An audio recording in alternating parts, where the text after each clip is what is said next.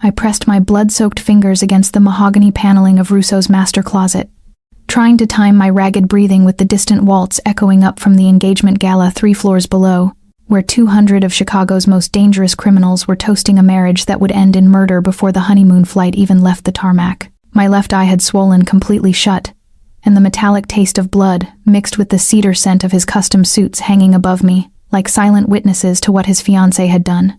My torn maid's uniform, stuck to the wound on my ribs where Amelia's diamond engagement ring had carved a message into my flesh during her assault, and my other hand clutched protectively over my stomach, shielding the secret that had nearly gotten me killed tonight, the secret growing inside me that belonged to the man whose closet I was bleeding in. The door slid open with the whisper of expensive hardware, and golden light from the bedroom cut through the darkness like a blade, illuminating the trail of crimson I'd left across his silk shirts. Standing in the doorway, his 6'3" frame blocking out everything else in the universe, was Rousseau himself, the most feared Don in Chicago, the man whose coffee I prepared at dawn before he left to bury bodies, the man whose child I was carrying. He wore his tuxedo like armor, the jacket perfectly tailored across shoulders that had reportedly broken necks with surgical precision. And in his right hand was the gun he'd named Mercy, though everyone knew he'd never shown any. The tattoos crawling up his neck, the skull and script that read Mercy in cruel irony, flexed as his jaw tightened. His dark eyes tracked from my face to the blood pooling beneath me, with the calculating assessment of a predator identifying wounded prey. For the 6 months since that night, I had been invisible, the perfect ghost who moved through his world with my head down and my hands steady, who never flinched when he walked into rooms with blood on his cuffs, who organized his empire of violence with color-coded efficiency, and asked no questions about the transactions that funded my pathetic salary.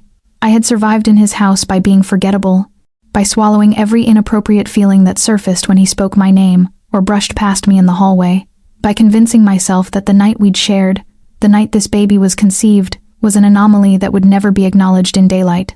I had been so careful to remain beneath notice, to keep the truth buried so deep that sometimes I could almost pretend none of it had happened at all. But tonight, the pretending ended, and the one man I never wanted to see me shattered was staring at me with an intensity that made my already failing heartbeat stutter dangerously in my chest. He stepped into the closet, and suddenly the space that had felt like a tomb became impossibly smaller, his presence consuming all the oxygen as he tucked the gun into his shoulder holster with practiced ease and crouched before me. His large, tattooed hand, the one that had signed death warrants and caressed my face in the dark 6 months ago, reached out and gripped my chin with devastating gentleness, tilting my face up so I had no choice but to meet those midnight eyes that seemed to catalog every injury, every tear track, every broken piece of me. "You're bleeding on my floor, Anna," he said, and his voice was devoid of human warmth, terrifyingly calm in that way that usually preceded executions. The skull tattooed on his hand seemed to grin at me as his thumb brushed over the split in my lip. "Tell me who did this to you, and how you'd like them to die." The question should have reminded me exactly what kind of monster I worked for, should have triggered every survival instinct I possessed. But instead, something desperate and warm unfurled behind my broken ribs, because for the first time in my entire life, someone was offering to shoulder my burden with the kind of permanent solution that only a man like Rousseau could provide. I looked at the burner phone still clutched in my other hand, the phone I'd stolen from Amelia's coat with the last of my strength, the phone that proved tonight's celebration was actually a funeral march. I opened my mouth to tell him the professional lie, to maintain the distance that had kept me alive this long. But then his eyes dropped to where my hand pressed protectively over my stomach, and I watched the exact moment he understood, the moment everything changed. "She tried to kill me," I whispered, my voice breaking on the truth I'd been hiding for months. "But that's not why I stole this." I held up the phone with trembling fingers. "She's going to kill you too, Rousseau, tomorrow night. And I couldn't let our baby lose his father before he ever got to meet him. Welcome back. It's good to have you here again. If you haven't already, go ahead and subscribe so you never miss a story. And let me know in the comments where you're tuning in from tonight. I'll have another tale for you tomorrow, something to help you unwind after a long day. But right now, we're going back to Anna, back to the night that changed everything. Back to blood, silk, and the kind of love that's forged in fire. So dim the lights, close your eyes if you need to, and let's step back into her story." His hand froze on my face. The temperature in the closet dropped 10 degrees. I watched the tattoos on his neck go rigid as every muscle in his body locked into that terrifying stillness that happened right before he destroyed someone's entire world. He didn't speak. He just slowly, deliberately, took the phone from my shaking hand, his fingers brushing mine in a way that sent electricity through my battered body despite the pain radiating from every nerve ending. The screen lit up his face as he scrolled, casting harsh shadows across the sharp angles of his jaw. I'd found that phone 3 hours ago, purely by accident, in a moment that felt orchestrated by fate, or maybe just cruel irony. Amelia had sent me upstairs to fetch her backup lipstick from the guest suite, treating me like the servant I was supposed to be, her voice dripping with condescension as she ordered me around in front of the other wives. I'd grabbed the wrong coat from the chair. When I'd reached into the pocket for the lipstick, my fingers had closed around the cheap plastic of a burner phone instead. The kind of phone you bought with cash at a convenience store. The kind of phone that only existed for one reason. Secrets that needed to stay buried. I should have put it back. Should have walked away. But something in my gut, that same instinct that had kept me alive in this world of monsters wearing expensive suits, told me to look. Just one glance, one text. That's all it would take to confirm what I'd been suspecting for weeks now, ever since I'd caught Amelia on a phone call in the library, speaking in hushed tones about timetables and clean exits, and making sure there were no witnesses. I'd unlocked the screen with trembling fingers, and that's when my entire world had shattered into something far more dangerous than I'd ever imagined. The texts were clinical, professional, a hired sniper, coordinates for the honeymoon villa in Positano, payment terms, half up front, half upon confirmation of the target's death. And the target wasn't some rival family's soldier. It was Russo himself, the man she was supposed to marry, the man whose ring she wore, the man she planned to widow herself from before the marriage was even consummated. I'd stood there in that guest room, staring at proof of an execution disguised as a honeymoon, and my hand had instinctively moved to my stomach, to the life growing there that suddenly felt impossibly fragile. Because if Amelia succeeded, if Russo died, what would happen to me? To us? Would she let the maid who knew too much simply disappear into the night? Or would I be another loose end tied up with a bullet? I'd pocketed the phone, hidden it in my apron, and then I'd made the mistake of taking too long to return downstairs. Amelia had found me in the hallway. Her perfectly painted face had twisted into something ugly when she'd seen me coming from the wrong direction, and she'd grabbed my arm hard enough to bruise, demanding to know what I'd been doing. I'd stammered about getting lost, about the identical doors, about anything that would make her let go, but she'd seen it in my eyes. That flicker of knowledge. That split second of fear that gave me away. Her hand had gone to her coat pocket, found it empty, and then all hell had broken loose. She dragged me into the nearest room, Russo's master bedroom, and locked the door behind us. I'd tried to run, but she was faster, meaner, more desperate than I'd ever given her credit for.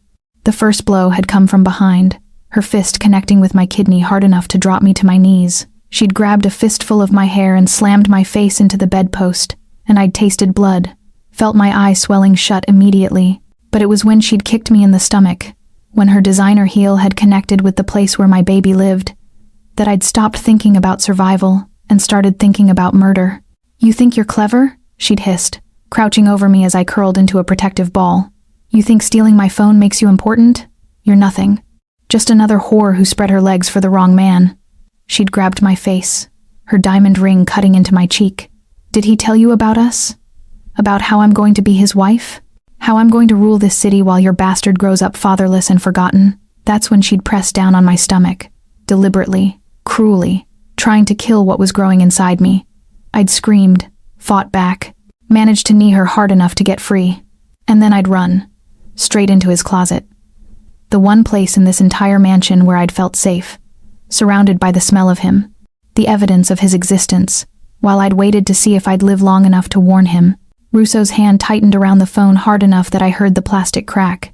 He'd finished reading, finished seeing the proof of his fiancée's betrayal written out in cold, efficient text messages. When he looked up at me, his eyes were empty. Not angry, not hurt, just void. And somehow that was infinitely more terrifying than rage would have been. "She knew," he said softly, and his voice carried the weight of a death sentence. "She knew about the baby. It wasn't a question." He'd seen the texts.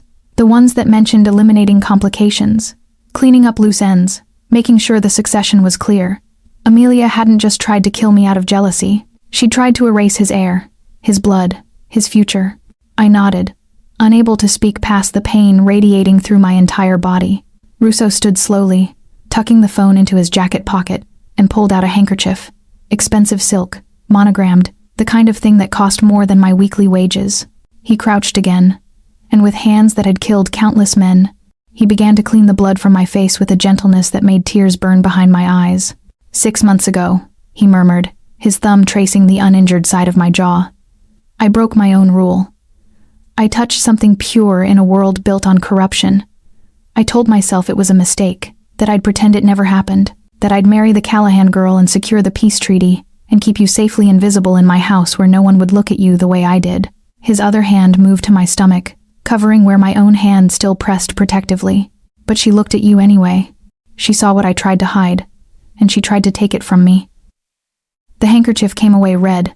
He dropped it on the floor like it offended him and reached into his jacket again, pulling out another one. The cleaning continued, methodical, careful, like he was handling something precious and breakable. "Tonight," he said, his eyes locking onto mine with terrifying intensity, "the maid dies, Anna. The invisible girl who kept her head down and asked no questions. She's dead." His hand pressed firmer against my stomach, possessive, claiming, "And the mother of my heir takes her place." He helped me stand, and every muscle in my body screamed in protest, but I didn't make a sound. I'd learned a long time ago that showing weakness in this world was the same as signing your own death warrant. Russo kept one arm wrapped around my waist, supporting most of my weight as he guided me out of the closet and into his bedroom. The massive 4-poster bed dominated the space, and for a split second I thought he was going to lay me down on it, call for a doctor, send me away somewhere safe while he handled the threat downstairs. Instead, he walked me to the leather chair by the fireplace and eased me down with a carefulness that seemed impossible, coming from hands that had snapped spines like kindling. "No doctors," he said, reading the question in my eyes before I could ask it. "The Callahans have people in every hospital, every clinic, within 50 miles. The second you're admitted, Amelia knows you're still breathing." He moved to the wall safe hidden behind a painting of some long-dead Russo ancestor and spun the combination with quick, practiced movements. The door swung open, revealing not just cash and documents like I'd expected, but medical supplies, surgical thread, antiseptic, butterfly bandages, a bottle of vodka that definitely wasn't for drinking. "I've stitched up more soldiers than I can count. One more won't make a difference." He pulled the chair closer to the light, positioning me so the glow from the fireplace illuminated the gash above my eyebrow where Amelia's ring had split the skin. The antiseptic burned like liquid fire when he pressed the soaked gauze against the wound, and I bit down on my lip hard enough to taste fresh copper. The skull tattooed on his hand flexed as he worked, the script reading, "Mercy," moving like it was alive, mocking the gentleness with which he cleaned away the dried blood crusting my hairline. He threaded the surgical needle with steady fingers, and when the first stitch pierced my skin, I grabbed the arm of the chair hard enough that my knuckles went white. "Breathe," he commanded softly, and I did, forcing air into my lungs in ragged gasps as he worked. Each pull of the thread through my flesh felt like a binding, not just of torn skin, but of something deeper, something that connected us in ways that went far beyond the physical. His jaw ticked as he concentrated, the temperature in the room shifting with each stitch, and I realized he was furious. Not at me. For me, the distinction made all the difference. "I swear to you," he murmured, tying off the final stitch and pressing his blood-stained palm flat against my stomach. "To the life growing here, that before the sun rises, everyone who touched you will know what it means to hurt what's mine. They'll beg for mercy." The tattoo on his hand pressed against my torn uniform. "And I'll show them exactly how much mercy I have left." I expected him to help me to the bed then, to hide me away while he went downstairs to execute his vengeance. Instead, he walked to the back of the closet and pulled out a garment bag I'd seen delivered 3 days ago. Amelia's dress for the engagement photos. Blood-red silk that had cost more than I'd earn in 5 years. He ripped the designer tag off without even looking at it and brought the gown to me, laying it across my lap like an offering, or a challenge. "Put it on," he said, his dark eyes holding mine with an intensity that made my breath catch despite the pain radiating through every nerve. "If they want blood, we give them red. Wear it like armor, Anna. Wear it like the queen you're about to become." His hand cupped my face, thumb tracing the unbruised side of my jaw. "Tonight, you walk into that ballroom on my arm, and you let every single person down there see exactly who survived, who won, who's carrying the future of this family." The script on his neck moved as he swallowed. And who they'll answer to if they so much as breathe wrong in your direction. I took the dress with shaking hands and stood. The silk slid over my bruised skin like water, cool and smooth and impossibly soft. Russo zipped it up himself, his tattooed fingers steady against my spine, and when I caught my reflection in the mirror across the room, I barely recognized the woman staring back, battered but not broken, bloodied but not defeated, wearing the armor of the woman who'd tried to kill me. We stood at the top of the grand staircase. Below us, the orchestra played on, completely unaware that the celebration was about to become a funeral. Russo took my hand, his grip firm and possessive and absolutely unbreakable, and leaned down to whisper against my ear. "Don't look down. Look at them. Let them see the face of the woman who ended them." Then we descended into the fire. The ballroom fell silent the moment we appeared at the top of the marble staircase. 200 of the most dangerous people in Chicago had been laughing, drinking champagne that cost more than cars, celebrating an alliance that would reshape the city's underworld. Now they stared upward with expressions ranging from confusion to barely concealed horror. I felt their eyes track over my swollen face, the fresh stitches above my eyebrow, the way the red silk clung to injuries they couldn't see but somehow sensed were there. And then their gazes shifted to our joined hands, to the way Russo held me like I was something precious instead of disposable, and the whispers started like wildfire catching dry grass. We descended slowly, each step deliberate, each movement calculated to let them see, to let them understand that the rules had changed between the time they'd entered this ballroom and now. Russo's thumb traced circles on the back of my hand, a gesture of tenderness that contradicted everything about the lethal stillness in his posture. The way the skull tattooed on his neck seemed to sharpen in the chandelier light. I kept my spine straight despite the agony radiating from my ribs, kept my chin up despite the humiliation of having these people, these killers in designer suits, witness my brokenness, because Russo had told me not to look down, and I'd learned over 6 months that when he gave an order, he meant it. Amelia found us at the bottom of the stairs. She'd changed into her second dress of the evening, ice blue instead of white, diamonds glittering at her throat like captured stars. Her face arranged itself into perfect concern, but I saw the flicker of panic in her eyes when she registered the red gown, when she realized whose closet I'd been hiding in. "Oh my God," she breathed, reaching out as if to touch my face. "Anna, what happened? Did you have an accident? Should we call someone?" Her voice carried across the suddenly quiet ballroom, playing the role of compassionate future bride with an expertise that would have been impressive if I didn't know what her hands had done 3 hours ago. Russo's smile was the most terrifying thing I'd ever seen, the kind of expression that made grown men check their weapons and plan escape routes. The script on his neck flexed as he tilted his head, studying Amelia like she was an insect he was deciding whether to crush or burn. "She's not the help anymore, Amelia," he said, and his voice carried that same lethal calm from the closet. "She's the evidence, and we're about to discuss exactly what she's evidence of. But first," he turned toward the far corner of the ballroom where his mother sat at the head table, surrounded by the other family matriarchs who'd been gossiping and judging and ruling their own small empires from behind their sons' thrones. The Dowager Russo wore black Valentino and pearls that had belonged to her grandmother. She looked up as we approached, and I watched her face pale, watched her realize that whatever game she'd been playing had just reached its final move. Russo released my hand only to place his palm possessively on the small of my back, and together we stopped in front of her table. The other women scattered like birds sensing a predator. He leaned down, his lips inches from his mother's ear, but his words carried in the unnatural silence. "I pulled the security footage from the master bedroom hallway. I watched you hold the door shut while she screamed, while your future daughter-in-law tried to murder my child." The tattoos on his hand moved as his fingers curled into a fist against the white tablecloth. "My heir, your grandchild, and you helped." His mother's champagne glass slipped from her fingers, shattering against her plate in a cascade of crystal shards and golden liquid. "She's a maid," the dowager hissed, but her voice shook. "She's nothing.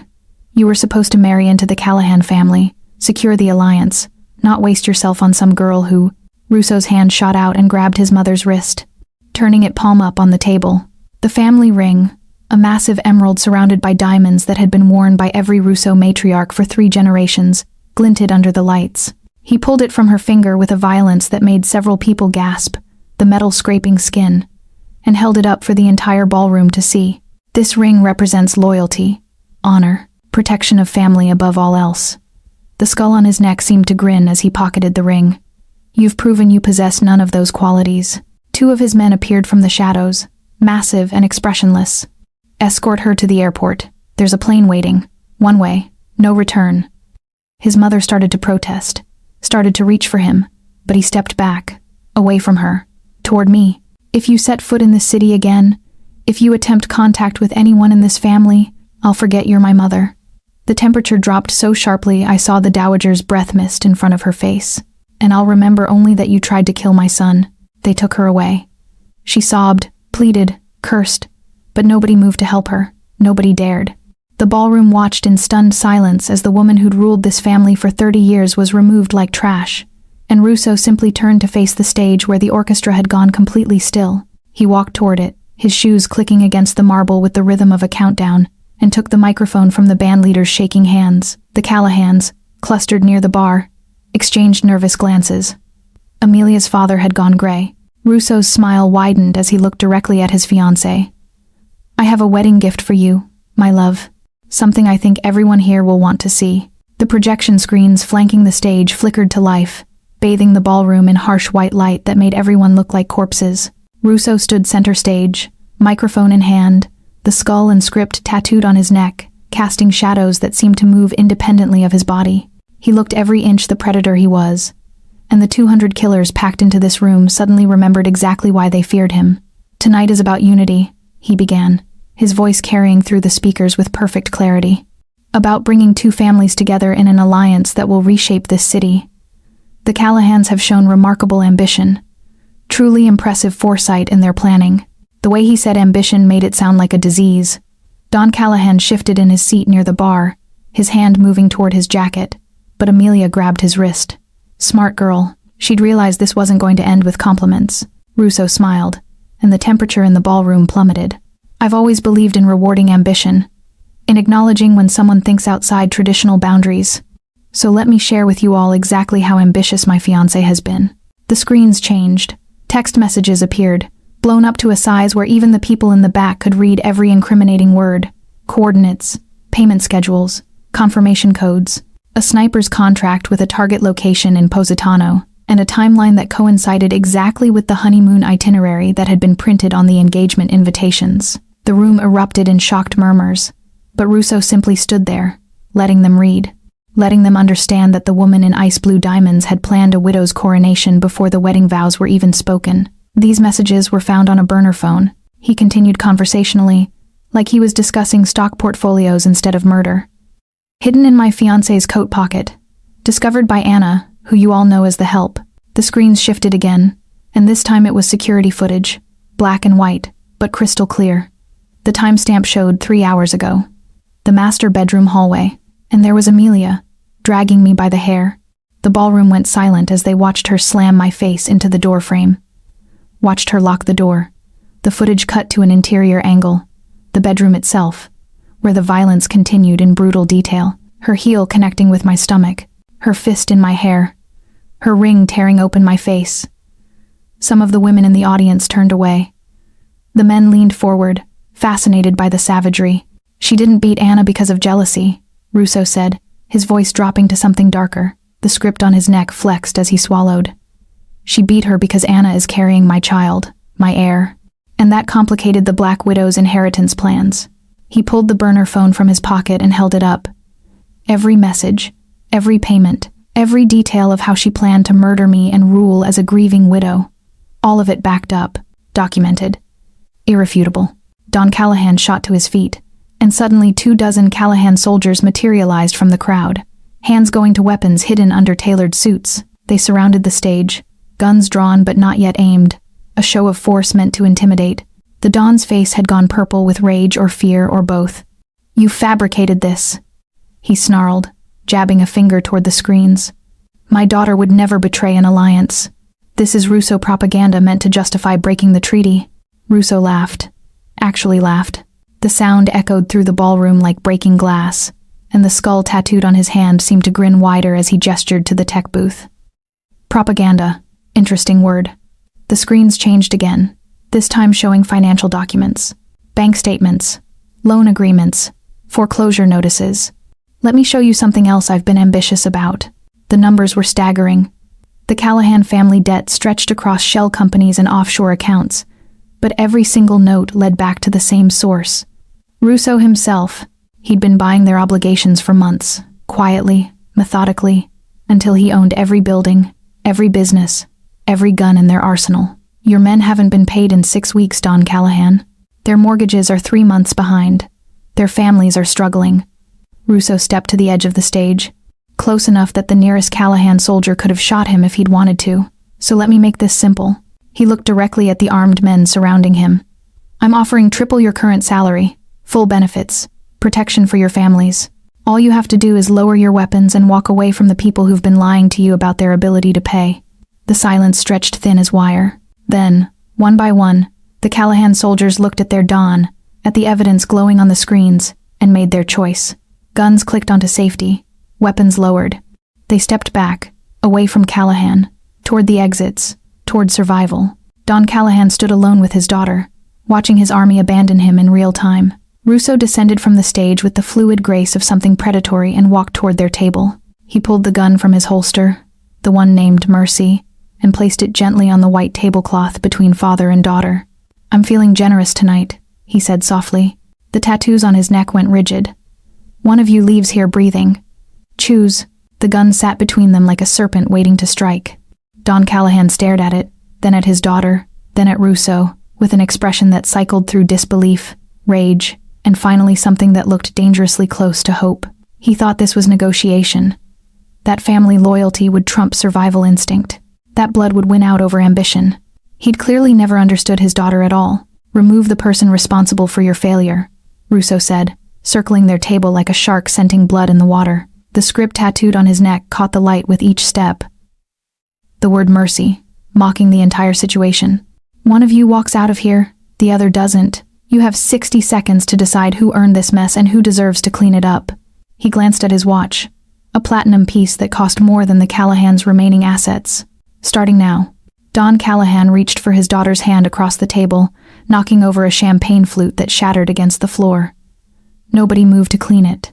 The entire ballroom had become a gallery of witnesses, 200 predators watching to see which Callahan would prove themselves worthy of survival. We can fight this together, the Don whispered urgently, his voice cracking in a way that made him sound decades older than he was. We tell them the texts were fabricated, that the footage was doctored. We claim conspiracy, and we walk out of here united, and we rebuild. His fingers closed around Amelia's wrist. You're my daughter, my blood. We don't turn on each other. That's not who we are. Amelia looked at her father's hand on her wrist. Then she looked at Russo, who stood perfectly still, with his arms crossed over his chest, waiting, calculating, judging. Her ice blue dress caught the light from the projection screens, making her look ethereal and cold, like something carved from winter itself. You forced me into this engagement, she said quietly, and her voice carried through the silence like a blade being unsheathed. You told me the family was drowning in debt, that this marriage was the only way to save our name, our territory, our legacy. Her eyes, when they met her father's, held nothing resembling love. You turned me into a commodity, a bargaining chip, a broodmare for the Russo heir. The Don's face crumpled. I was protecting you, protecting all of us. The alliance would have secured our future. He tightened his grip on her wrist, desperate now. Sweetheart, please. We can explain. We can make him understand that this was all a misunderstanding, that you never meant to go through with it. But Amelia pulled her hand free. She stood slowly, the diamonds at her throat catching light like captured ice, and reached for the gun. Her fingers closed around the grip with the confidence of someone who'd been trained to shoot since childhood, who understood that power came from the willingness to use violence when words failed. The ballroom held its collective breath. Russo's jaw ticked, but he didn't move, didn't interfere, just watched with those dark eyes that had seen every variation of human betrayal and somehow never stopped being surprised by its depths. You want to know who's responsible? Amelia said, and she turned the gun. Not toward Russo, not toward the exits, toward her father. The barrel pointed directly at Don Callahan's chest, and the old man's eyes went wide with the shock of a man realizing he'd raised a monster in designer clothing. You bankrupted us with your arrogance. You made deals you couldn't keep and borrowed money from people who don't accept excuses. You destroyed our family's reputation with your weakness. Her hand didn't shake, not even a tremor. And then you tried to use me to fix your failures. The Don started to stand, started to reach for her, his mouth forming her name in a plea that would never be finished. Amelia's finger moved to the trigger.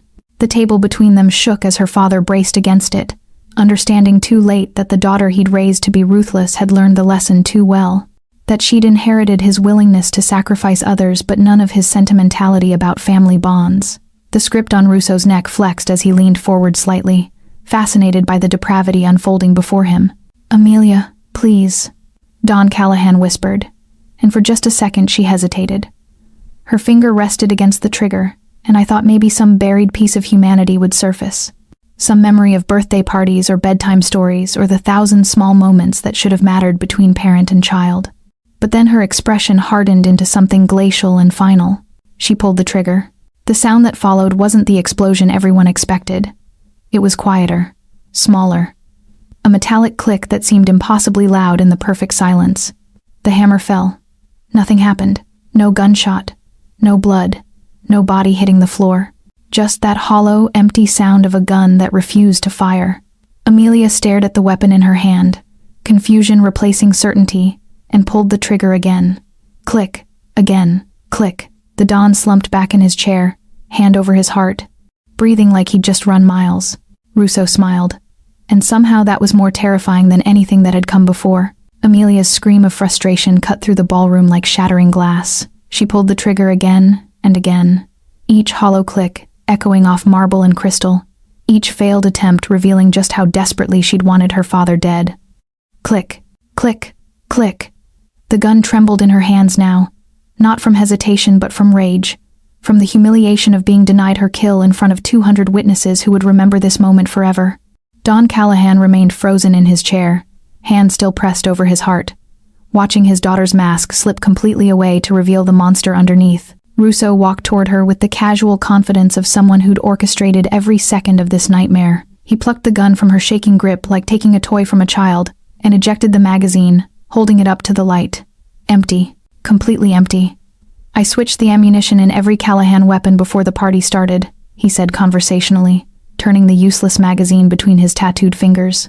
The skull on his hand seemed to laugh at her. "I wanted to see if you had any honor left. Any loyalty. Any humanity buried under all that ambition."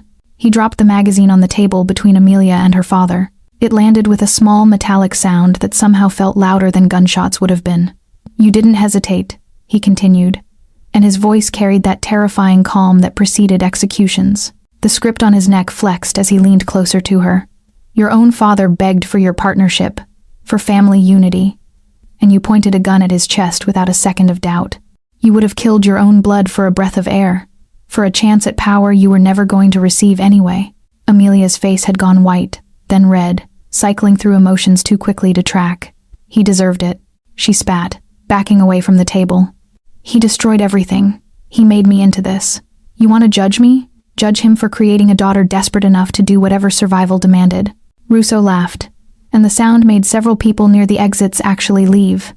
Just walked out into the night rather than witness whatever came next. "Survival," he repeated, tasting the word. "That's what you're calling premeditated murder, assassination, the systematic destruction of an alliance your family needed." He turned to address the room, his voice rising. "She blamed her father for her choices, blamed me for her circumstances, blamed everyone except the woman who planned to become a widow before even becoming a wife." He reached out and grabbed the diamond necklace at Amelia's throat.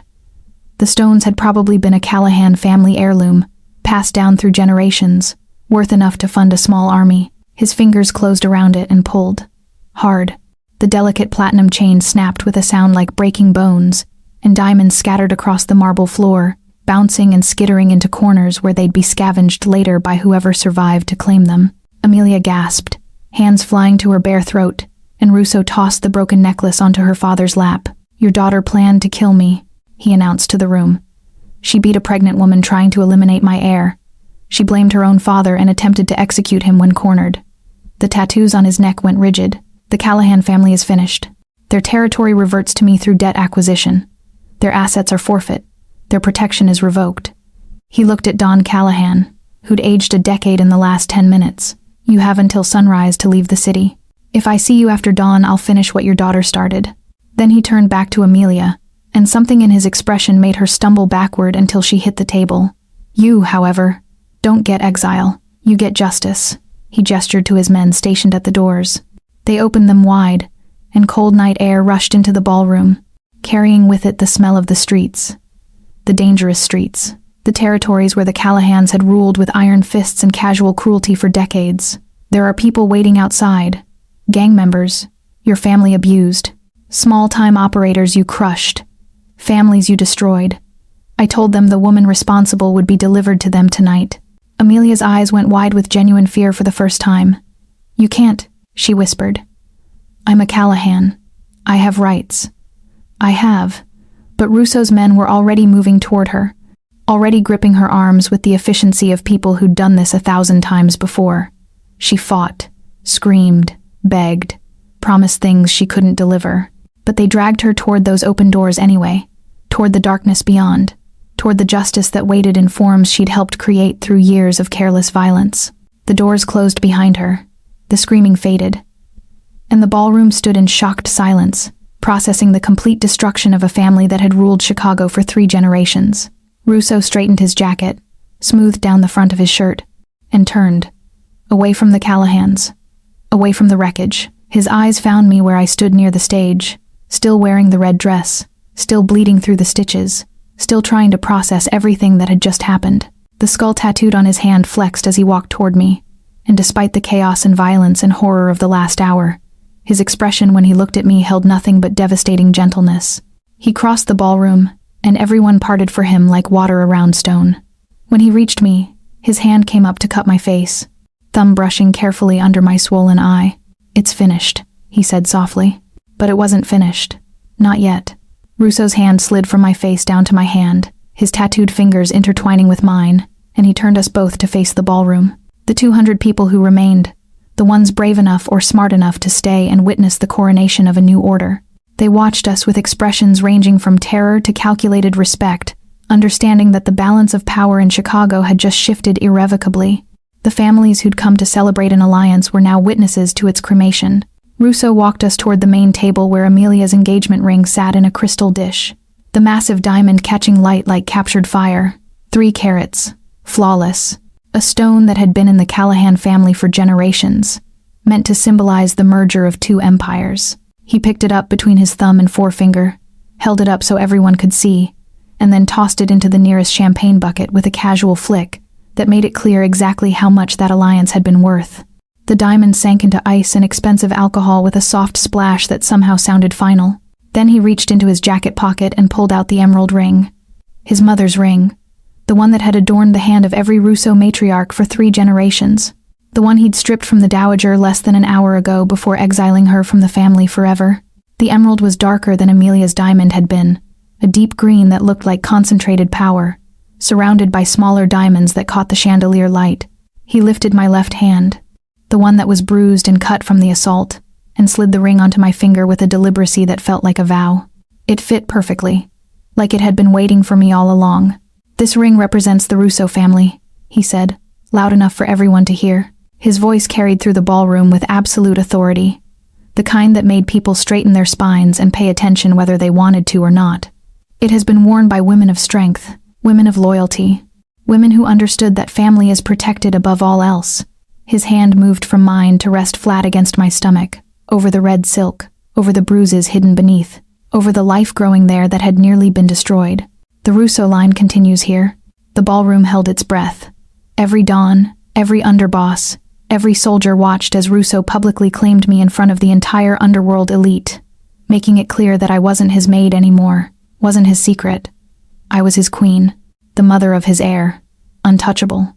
The script on his neck flexed as he continued. Anyone who touches her touches me. Anyone who threatens her threatens my blood. And we've all seen tonight what happens to people who threaten my blood. The silence that followed was the kind that came from understanding, from acceptance, from 200 killers simultaneously calculating whether challenging this declaration would be worth the war it would start. Apparently none of them thought it was. Heads nodded.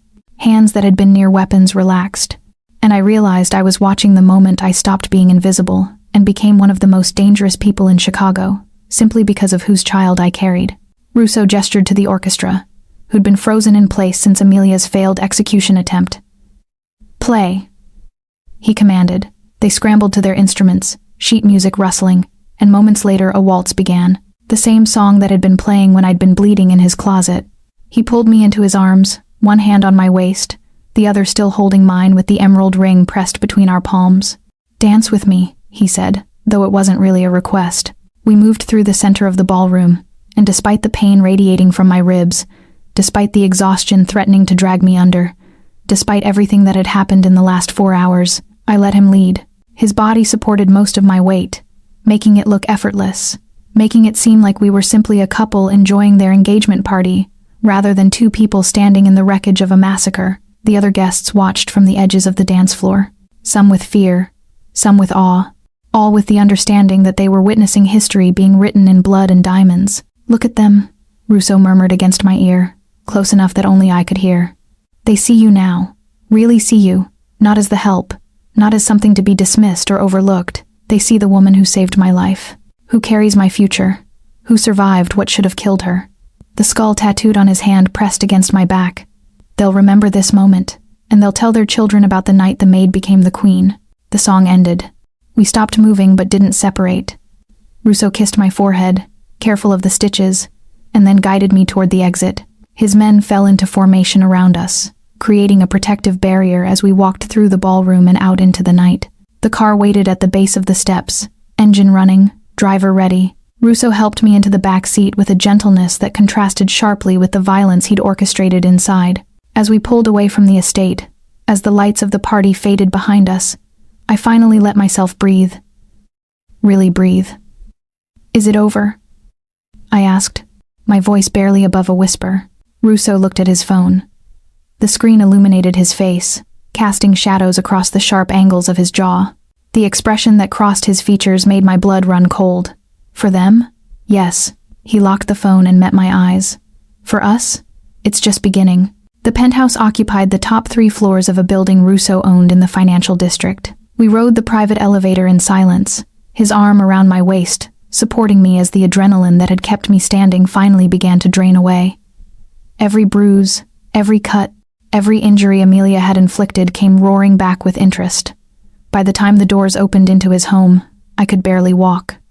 Russo didn't hesitate. He simply lifted me into his arms, cradling me against his chest like I weighed nothing, and carried me through the marble entryway into the master bathroom. The space was all dark stone and chrome fixtures, designed for function rather than comfort. He set me down on the counter and started the bath, testing the temperature with his tattooed hand until it was exactly right.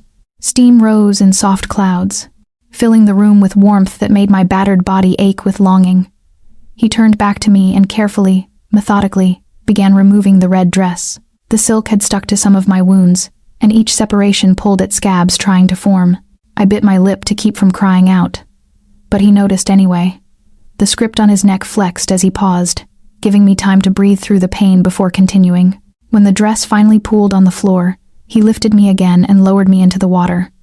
It turned pink immediately, my blood swirling through the clear liquid like watercolor paint. I hissed at the sting of heat against open cuts, but then my muscles began to relax, the warmth soothing aches I hadn't even realized I'd been carrying. Russo knelt beside the tub, sleeves rolled up, and began washing the dried blood from my skin with a gentleness that seemed impossible from hands that had orchestrated so much destruction tonight. "Why did you do it?" he asked quietly, his thumb tracing the bruise on my shoulder where Amelia had grabbed me. "You could have stayed hidden. Let me marry her. Let me walk into that assassination without warning." The skull tattooed on his hand moved as his fingers worked soap into my hair, careful of the stitches. "Why risk your life for mine?" I closed my eyes, letting the question hang in the steam between us. There were so many answers I could give: professional loyalty, fear of being discovered, survival instinct, but we'd passed the point where lies served any purpose. "Because I love you," I admitted, the words falling easier than I'd expected. "I've loved you since the 3rd month I worked in your house. When you stopped to ask if I was okay after one of your meetings ran long and I'd missed dinner." I opened my eyes and met his gaze. "But also because I know who I am, and I couldn't let you die without understanding what that means." His hand stilled in my hair. The temperature in the bathroom dropped despite the steam. "Explain." I took a breath and dove into the truth I'd been hiding for 5 years. My name isn't really Anna Rodney, it's Anna Moretti, daughter of the Moretti Don you killed to take control of Chicago. I watched his expression shift from surprise to calculation, his mind already racing through implications. When you wiped out my family, you missed me. I was 17, away at boarding school in Europe. By the time I came back, the Moretti Empire was gone and you were king. I changed my name, created a new identity, and got hired as your maid to understand the man who destroyed everything I'd known. The skull on his hand seemed to grin wider as he processed this information.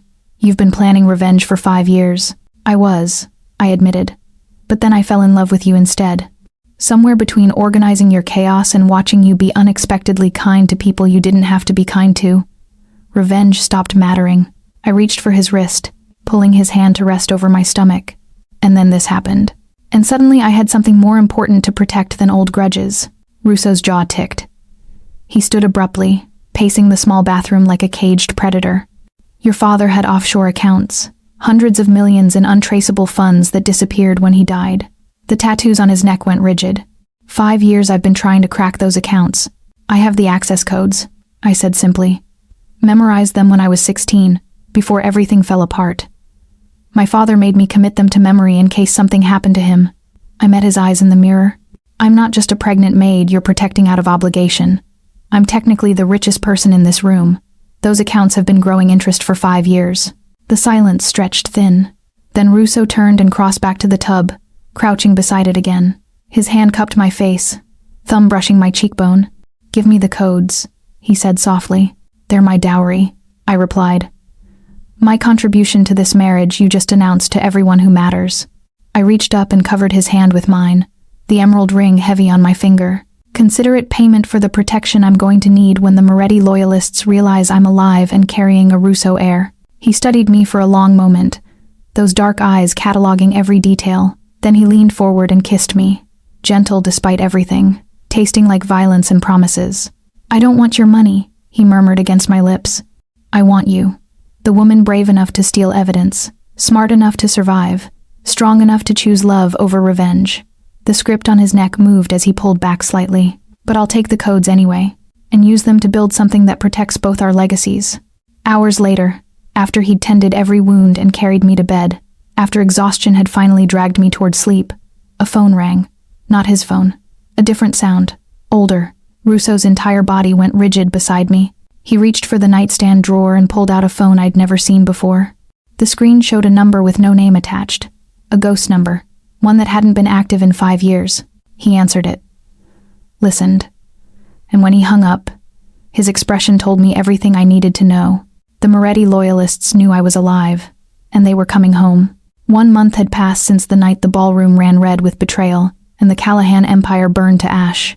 1 month since I'd stopped being invisible and became the most protected woman in Chicago. The nursery occupied the corner of the penthouse that had once been Russo's armory, but he'd transformed it into something that balanced his world with mine. Reinforced walls disguised as soft gray paint. Bulletproof glass in frames decorated with hand-painted clouds. A crib that looked delicate but had been built to withstand a bomb blast. The room smelled like fresh paint and baby powder, though underneath it all I could still detect the faint metallic tang of gun oil from the hidden safe behind the changing table. I stood in the doorway watching Russo assemble a rocking chair, his tattooed hands moving with unexpected gentleness as he tightened bolts and tested joints for stability. The skull inked on his knuckles, flexed with each turn of the screwdriver. He'd changed in ways I hadn't expected, even in just this short time. Still dangerous. Still the kind of man who could end lives with a phone call. But now he smiled. Actually smiled, particularly when his hand rested on my stomach and felt our son kick against his palm like the baby was already trying to fight his way into the world. This is ridiculous, he muttered, reading the instruction manual for the 3rd time. I've orchestrated hostile takeovers of entire territories, but Swedish furniture defeats me. The script on his neck moved as he laughed at himself, a sound that before that night would have been unthinkable. I'd learned that fatherhood was reshaping him in real time, sanding down some of his sharper edges while leaving the essential danger intact. You're doing fine, I assured him, lowering myself carefully into the completed glider chair. At 7 months pregnant, every movement required strategy. The emerald ring on my finger caught afternoon light streaming through the reinforced glass, and I twisted it absently, still getting used to the weight. still processing that I was actually married to the man who'd killed my father, that I'd chosen this life, this love, this strange redemption, written in blood and compromise. A knock at the door interrupted the domestic moment. Russo's entire demeanor shifted instantly, hand moving toward the weapon he kept holstered even in his own home. But then he relaxed. "Come in," he called, and 3 men entered the nursery. Older men, weathered, carrying themselves with military precision that spoke of decades in the underworld. I recognized them immediately, even though I hadn't seen them since I was 17. My father's most trusted soldiers, the men who'd vanished after Russo's takeover, disappearing into retirement or prison or death depending on who you asked. They stopped just inside the doorway and, in perfect unison, dropped to one knee. Heads bowed, hands over hearts, the formal gesture of allegiance that soldiers gave to their Don. Except they weren't looking at Russo. They were looking at me. "Signorina Moretti," the oldest one said, his voice rough with age and cigarettes. "We heard you were alive, that you carry the heir to both our families." He lifted his head, and I saw tears tracking down weathered cheeks. "Your father would be proud. You didn't choose revenge. You chose something better. Unity. The kind of strength that builds empires instead of burning them." Russo moved to stand behind my chair, his hand coming to rest on my shoulder, a gesture of support and possession combined. "They've asked permission to serve," he explained quietly. "Not me. You. They want to be part of the security detail for our son, to protect the Moretti blood even as it becomes Russo legacy." I looked at these men who'd served my father, who'd probably committed atrocities in his name, who now knelt before me, offering their loyalty to the child of the man who'd destroyed everything they'd built. "My son will need good men," I said finally. "Men who understand that strength and mercy aren't opposites, that you can be dangerous and still choose kindness." The baby kicked hard, as if agreeing. "You're welcome in our family, both families. The ones we were, and the one we're becoming." They stood, relief visible in their postures, and filed out to coordinate with Russo's existing security team. When the door closed, Russo pulled me to my feet and guided me toward the balcony that overlooked the city. Night was falling, painting Chicago in shades of amber and shadow. His arms wrapped around me from behind, hands settling over my pregnant belly where our son moved restlessly. The tattoos on his hands looked like protection spells in the fading light. "They say peace is a lie," he whispered against my neck, his breath warm on my skin. The script inked there, pressed against my shoulder blade. "They're right. This isn't peace. It's a ceasefire while we reload." He kissed my temple, gentle despite the violence implied in his words, and his hand shifted to where our son kicked hardest. "And God help anyone who interrupts us." Below, the city sprawled in all its dangerous beauty, a kingdom built on blood and ambition, now ours to rule together. I leaned back against Russo's chest and watched the lights flicker on one by one, marking territories and borders, and the invisible lines that separated the powerful from the powerless. Our son moved between us, already restless, already eager to claim his inheritance. The war wasn't over. It would never be over. But for now, wrapped in the arms of the man I'd chosen over revenge, carrying the future of 2 families that had destroyed each other, I felt something that approximated peace, and that was enough. If this story of deadly games and fierce protection kept you hooked, make sure to subscribe for more dark romance thrillers. Did you see that twist coming with the blank bullets? Let me know in the comments. Until next time, remember, sometimes the man who shows no mercy is the only one who can save you.